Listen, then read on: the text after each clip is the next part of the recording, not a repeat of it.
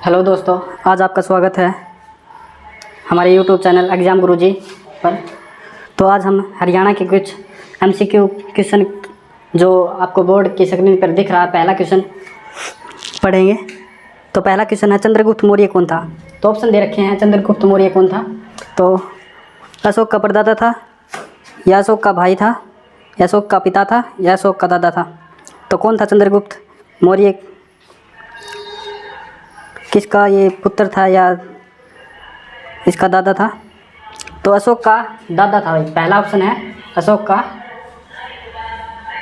का दादा।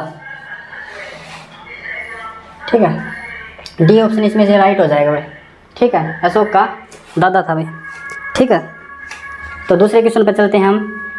तो दूसरा क्वेश्चन कह रहा है, स्वामी दयानंद सरस्वती के आध्यात्मिक गुरु कौन थे? बोर्ड की स्क्रीन पे दिख रहा होगा आप सभी को, स्वामी दयानंद सरस्वती के आध्यात्मिक गुरु कौन थे? तो इसमें से पहला ऑप्शन है स्वामी विवेकानंद, दूसरा ऑप्शन है स्वामी रविदास, थर्ड ऑप्शन है रामकृष्ण परमहंस, या फोर्थ ऑप्शन है स्वामी रामानंद। ठीक है, तो भाई स्वामी विवेकानंद जी इनके गुरु थे भाई। ठीक है, और विवेकानंद जी का जन्म हुआ था 1778 में भाई। विवेकानंद जी का जन्म कब हुआ था? 1778 में भाई। 1778 में जन्म हुआ था इनका। और इनके बचपन का नाम ब्रजलाल था।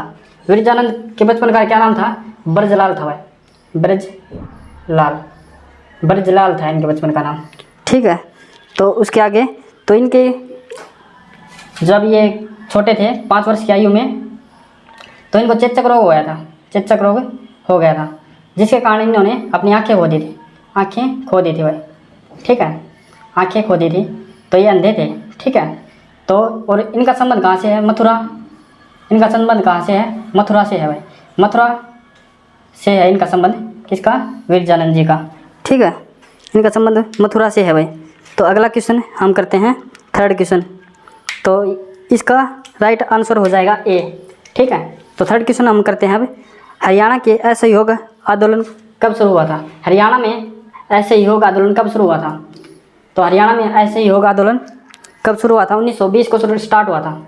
हरियाणा में भी कब शुरू हुआ था? 1920 में स्टार्ट हुआ था। और कब तक चला था? 1922 तक चला था। ठीक है, कब तक चला था? 1922 तक चला था। ठीक है, इसकी अध्यक्षता किसने की थी? असहयोग आंदोलन की अध्यक्षता किसने की थी? तो इसकी अध्यक्षता असहयोग आंदोलन की अध्यक्षता महात्मा गांधी ने की थी भाई। महात्मा गांधी ने की थी। ठीक है, इसकी अध्यक्षता किसने की थी? महात्मा गांधी ने की थी। तो इसका राइट ऑप्शन हो जाएगा सी आंसर। 1920 में स्टार्ट हुआ था ऐसे ही होगा आंदोलन। ठीक है, तो हम अब फोर्थ क्वेश्चन पर चलते हैं। तो स्क्रीन पे दिख रहा होगा आपको फोर्थ क्वेश्चन, निम्नलिखित में से कौन सा स्थान हड़प्पा संस्कृति से था भाई?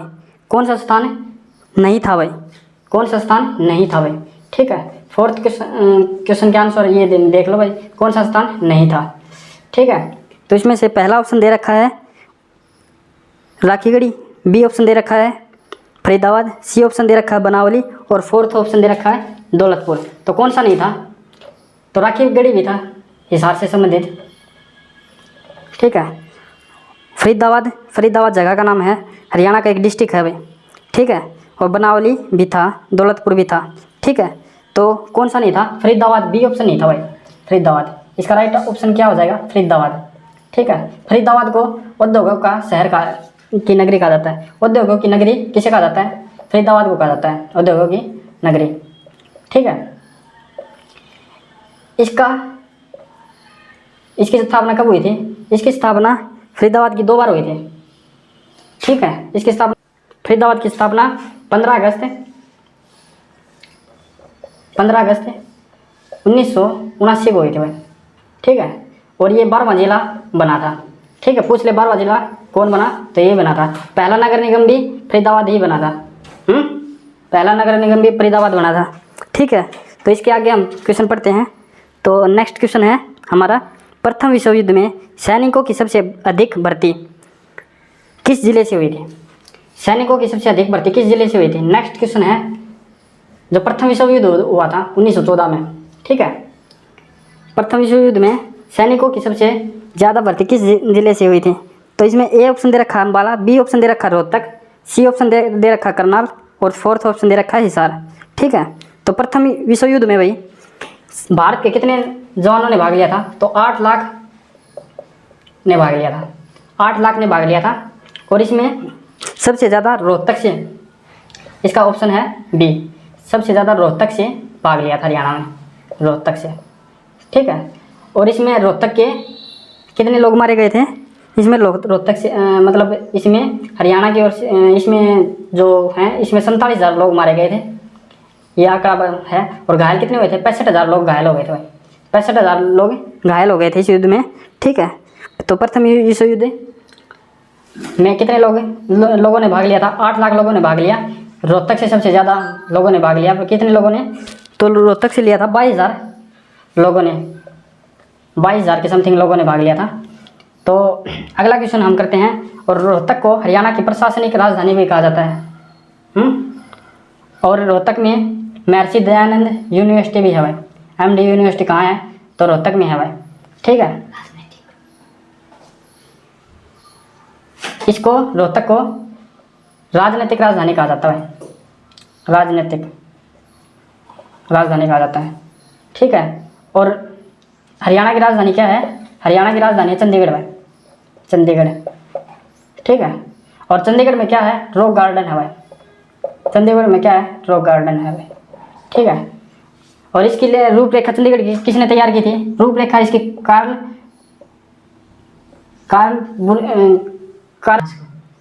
कार्बुलियस ने इसकी रूपरेखा तैयार की थी भाई। ठीक है, ऊपर से देखने पर ये कैसा नजर आएगा? तो इसमें इसका चंडीगढ़ नाम है ना लिखा हुआ नजर आएगा। ठीक है, तो हम अब नेक्स्ट क्वेश्चन पे चलते हैं। नेक्स्ट क्वेश्चन क्या है? नेक्स्ट क्वेश्चन, तो नेक्स्ट क्वेश्चन आपकी स्क्रीन पे देख सकते हैं आप। गुड़गांव को किस आचार्य से संबंधित माना जाता है? ठीक है, तो नेक्स्ट क्वेश्चन है, गुड़गांव को किस आचार्य से संबंधित माना जाता है? तो पहला ऑप्शन है, ए ऑप्शन है परशुराम, बी ऑप्शन है कृपाचार्य, सी ऑप्शन है वेदव्यास और डी ऑप्शन है द्रोणाचार्य। तो भाई ए ऑप्शन परशुराम, तो परशुराम तो नहीं था। ठीक है, तो इसमें बी ऑप्शन भी नहीं है, सी ऑप्शन वेदव्यास, ठीक है, ये भी नहीं था। तो डी ऑप्शन है द्रोणाचार्य, ये राइट है भाई, इसका है द्रोणाचार्य, द्रोणाचार्य। ठीक है, द्रोणाचार्य। ये किसने गुड़गांव जो अभी गुरुग्राम हो गया भाई, गुरुग्राम हो गया भाई। ठीक है, तो अभी गुड़गांव का नाम गुरुग्राम हो गया। ठीक है, और ये युधिष्ठिर ने अपने गुरु को दिया था, युधिष्ठिर ने किसको दिया था? द्रोणाचार्य को। ठीक है, और ये उस टाइम इंद्रप्रस्थ, महाभारत में दिल्ली को क्या कहा जाता था? इंद्रप्रस्थ। ठीक है, तो ये अब उसका हिस्सा हुआ करता था। ठीक है, तो इसका राइट आंसर है द्रोणाचार्य। ठीक है, द्रोणाचार्य के गुरु कौन थे? ऑप्शन ए क्या है? परशुराम। ठीक है, परशुराम इनके गुरु थे द्रोणाचार्य के, और इनके एक और शिष्य थे कर्ण। ठीक है, जिसे राधे भी कहा जाता है, राधे। ठीक है, जो इनकी माता थी कुंती, तो इन्होंने इनको गंगा में प्रवाहित किया था। उसके बाद ये है राधे, जो इनकी माँ है, इनको मिले थे, और बाद में ये इन्होंने इनको पालन पोषण किया था, और बाद में ये राधे कर्ण के नाम से जाने जाते हैं। ठीक है, तो ये इन्हीं के शिष्य हैं। ठीक है, तो नेक्स्ट क्वेश्चन हमारा है, नेक्स्ट क्वेश्चन आपके बोर्ड की स्क्रीन पे आ गया। वैदिक देवता भैरव का विकास किस देवता से माना जाता है? तो भैरव का। ठीक है, तो भाई हरियाणा में भैरव ने तो सभी पूजे हैं, सही बात है, भैरव ने तो सभी पूजे हरियाणा में, भैरव का नाम कुछ छिटो तो लगाए थे। सही बात है। तो भाई भैरव किसको रूप था भाई? तो ये रुद्र को रूप था भाई, जिसने शिव भी कह दिया नहीं भाई। ठीक है, शिव भगवान। ठीक है, शिव भगवान को एक रूप थोयो। ठीक है, तो इसको एक बटुक भैरव, और दूसरा इसका नाम क्या है? काल भैरव। ठीक है, एक तो इसने बटुक भैरव, ठीक है, बटुक भैरव, और दूसरा इसका नाम क्या है? काल भैरव। ठीक है, तो ये हमारे यहाँ पे पूजे जाते हैं। ठीक, काल भैरव। ठीक है, तो ये भैरव का नाम क्या था? शिव था भाई। तो इसका ऑप्शन नंबर हो जाएगा बी। ठीक है, रुद्र।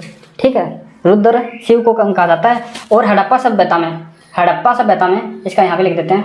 हड़प्पा सभ्यता में भी शिव का मतलब यहाँ पे शिव हुए मतलब जो हैं इनको मानते थे। ठीक है, तो हड़प्पा सभ्यता में इनके अवशेष मिले हैं शिव के। ठीक है, उस टाइम इनको पशुपतिनाथ कहा जाता था। ठीक है, पशुपतिनाथ कहा जाता था। तो इसके बाद आगे क्वेश्चन करते हैं हम। नेक्स्ट क्वेश्चन आपकी स्क्रीन पे आ गया। किसने रघुपति राघव राजा राम दिया था? तो भाई रघुपति राघव राजा राम किसने गाया था या किसने दिया था इसको? तो गांधी जी। गांधी जी तो भाई 1915 अफ्रीका से आए थे। ठीक है, गांधी जी कब अफ्रीका से आए थे? तो 1915 को अफ्रीका से आए थे। और इनका पहला आंदोलन कौन सा था जो सफल भी हुआ था? चंपारण आंदोलन था। ठीक है, और चंपारण आंदोलन कब हुआ था? तो चंपारण आंदोलन 1917 में हुआ था भाई।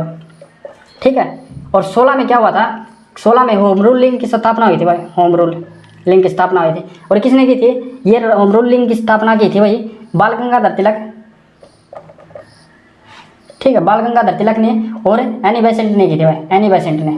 ठीक है, इसके आगे हम बताएं तो 17 में चंपारण आंदोलन होगा। चंपारण आंदोलन एक, फिर इसके बाद 1918 में खेड़ा आंदोलन भी हो गया था भाई। ठीक है, 1918 में कौन सा आंदोलन हो गया था? खेड़ा आंदोलन। 1918 में खेड़ा आंदोलन भी हुआ था भाई, खेड़ा आंदोलन भी हुआ था। ठीक है, इन दोनों में क्या था? इसमें तो था नील की खेती का। 17 में खिलाफत जो ये हुआ था नील से संबंधित था। ठीक है, और इसमें 18 में ये किसानों छोटे जो किसान थे इनसे संबंधित था। इन्होंने जो जमींदार थे इनको क्या करने से मना कर दिया था? कर देने से मना कर दिया था। ठीक है, कर देने से मना कर दिया था।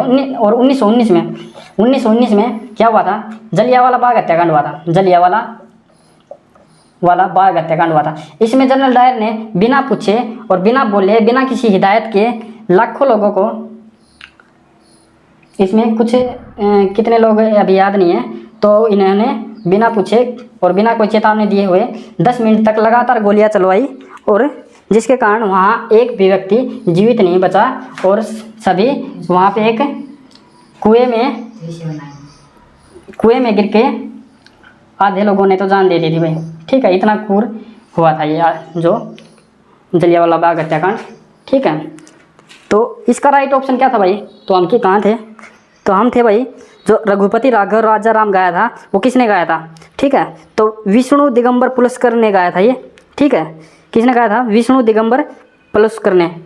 ठीक है, तो और ये इन्होंने ये गाया था। और इनका जन्म हुआ था, वो कहाँ हुआ था? तो इनका जन्म हुआ था 1872 में। 1872 में महाराष्ट्र में जन्म हुआ था। कहाँ हुआ था? महाराष्ट्र में जन्म हुआ था इनका, 1872 में हुआ था।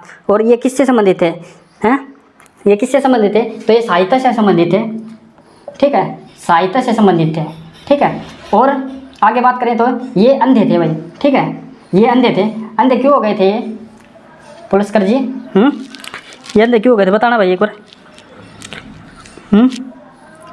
विष्णु जी अंधे क्यों हो गए थे? क्योंकि ये भाई दिवाली के दिन, ठीक है, दीपावली हो या मान लो कोई भी आतिशबाजी चल रही थी, आतिशबाजी हो रही थी जिसमें इनकी आंखों पे असर हुआ और इनकी आंखें चली गई। 1872 में महाराष्ट्र में इनका जन्म हुआ था। और इन्होंने ये जो रघुपति राघव राजा राम जो गीत था इन्होंने गाया था और इनकी आंखें चली गई थी उस टाइम। ठीक है, तो नेक्स्ट क्वेश्चन हम करते हैं।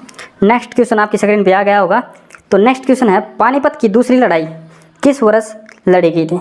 ठीक है, तो पहला ऑप्शन इसमें ए ऑप्शन दे रखा है 1556 में, बी ऑप्शन है 1545 में, सी ऑप्शन है 1555 में और डी ऑप्शन है 1526 में। तो दूसरी लड़ाई, second war of Panipat, second battle Panipat की। ठीक है, सेकंड बैटल पानीपत की 1556 में हुई थी भाई, 1556 में हुई थी। और फर्स्ट हुई थी कब हुई थी? 1526 में। ठीक है, ये फर्स्ट हुई थी इब्राहिम लोधी और किसके बीच हुई थी? ये हुई थी बाबर के बीच। इसमें तोपखानों का प्रयोग भी हुआ था। ठीक है, और दूसरी लड़ाई हुई थी ये Hemchandra Vikramaditya, second battle of Panipat किसकी हुई थी?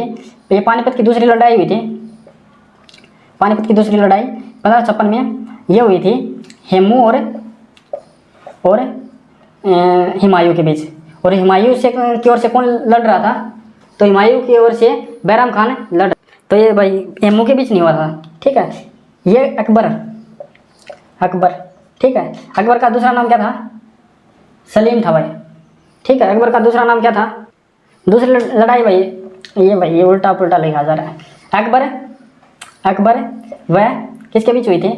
ये हेमू के बीच हुई थी, ठीक है। और हेमू विक्रमादित्य की उपाधि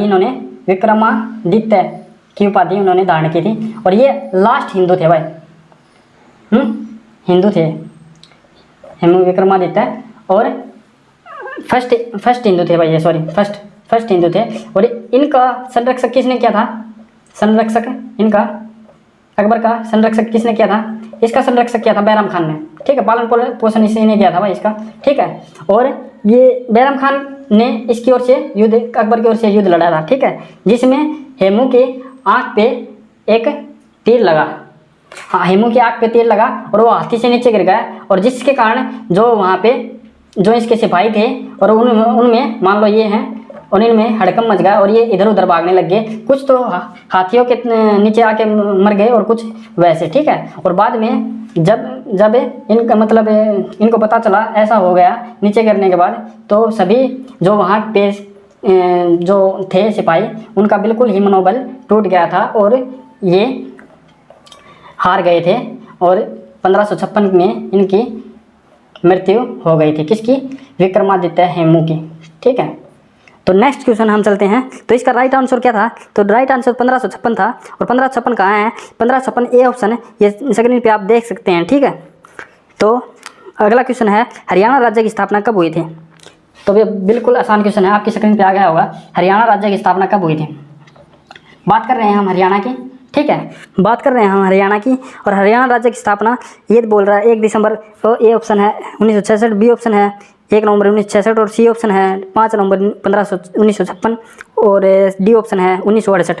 तो इसका राइट आंसर होगा 1 नवंबर 1966 को।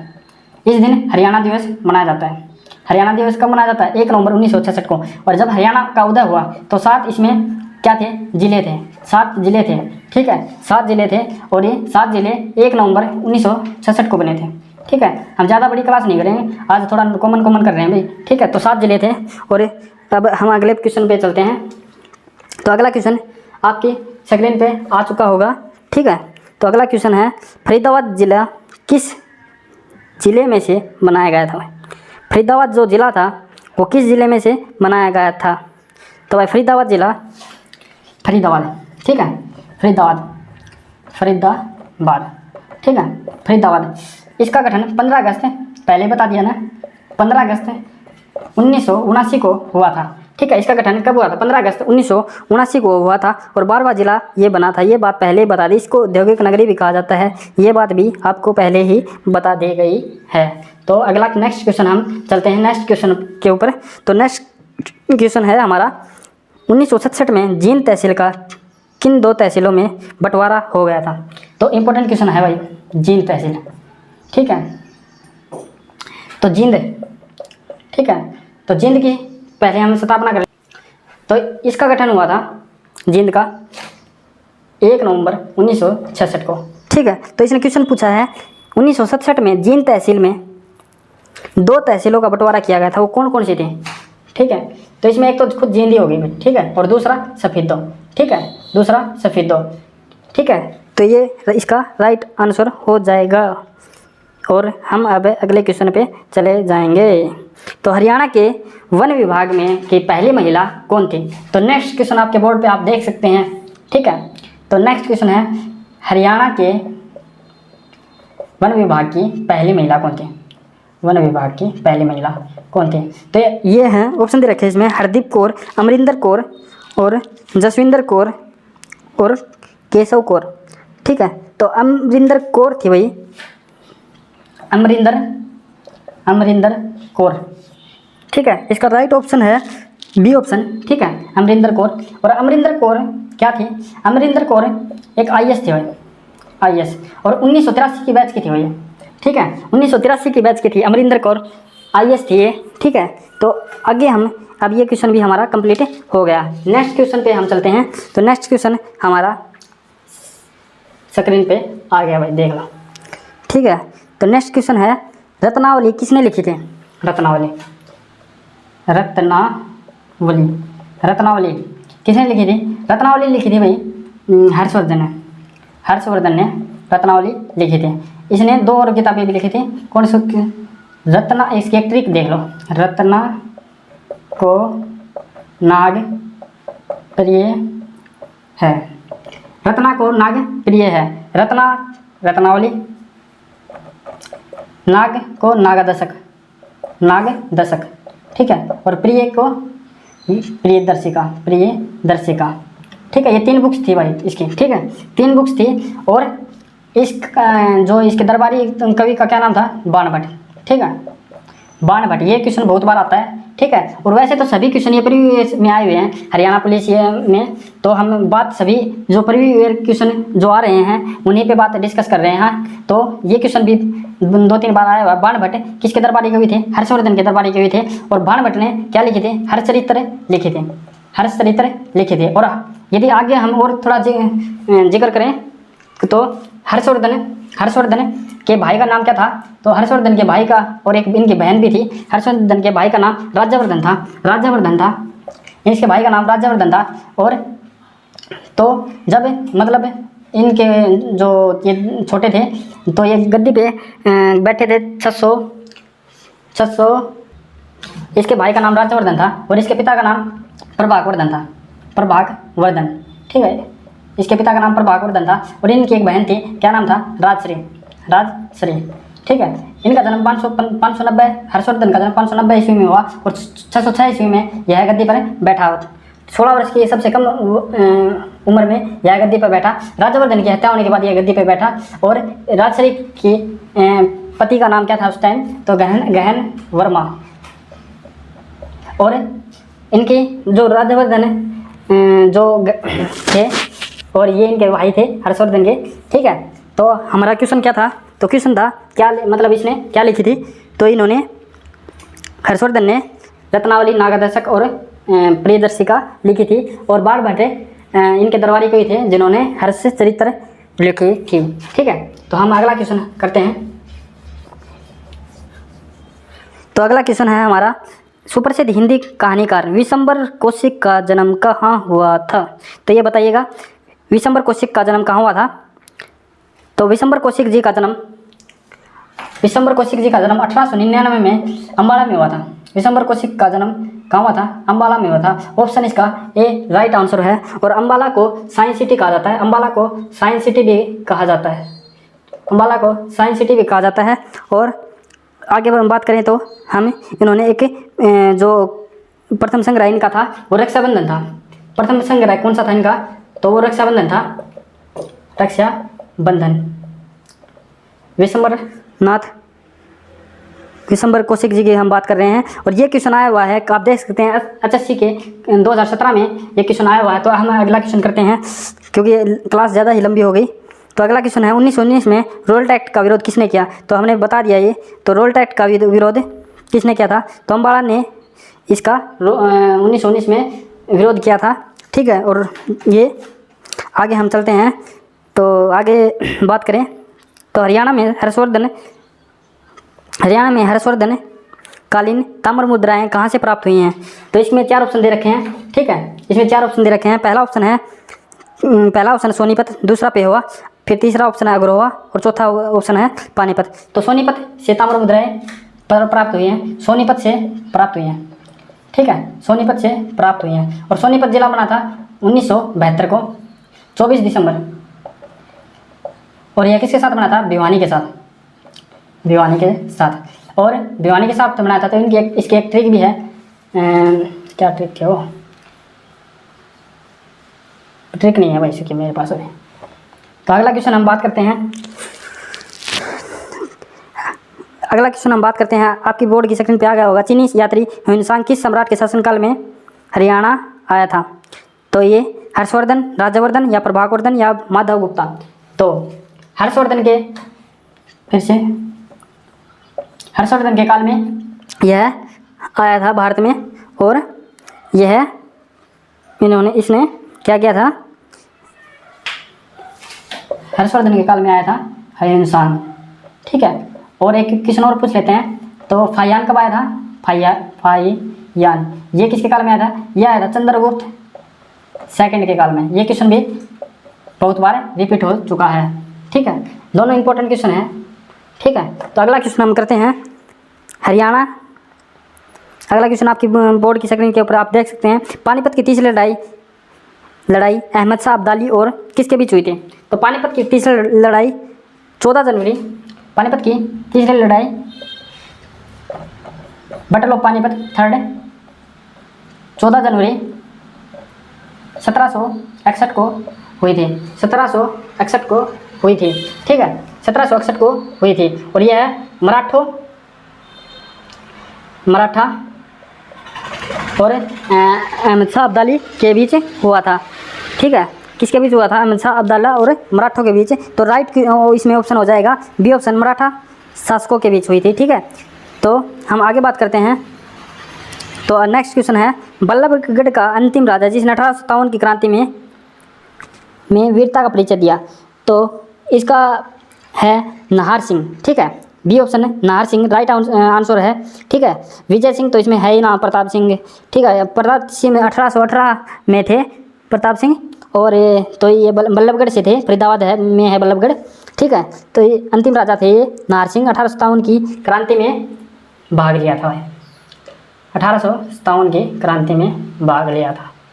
ठीक है, तो आज का हम टॉपिक हमारा इतने 20 क्वेश्चन, और 20 में से हर क्वेश्चन में ये लगा लो 3-4 क्वेश्चन हमने करवाए हैं आपको अधिक, तो कम से कम ये लगा लो 70 क्वेश्चन हो गए होंगे आज के। तो आप सभी का धन्यवाद, और वीडियो को भाई ज़्यादा से ज़्यादा शेयर एंड लाइक करें, और जिससे और शेयर आप जितना भी करोगे उतना ही हमारे चैनल पे थोड़ा मतलब ग्रो होगा। और आप इस वीडियो को शेयर करें प्लीज़। धन्यवाद आप सभी का।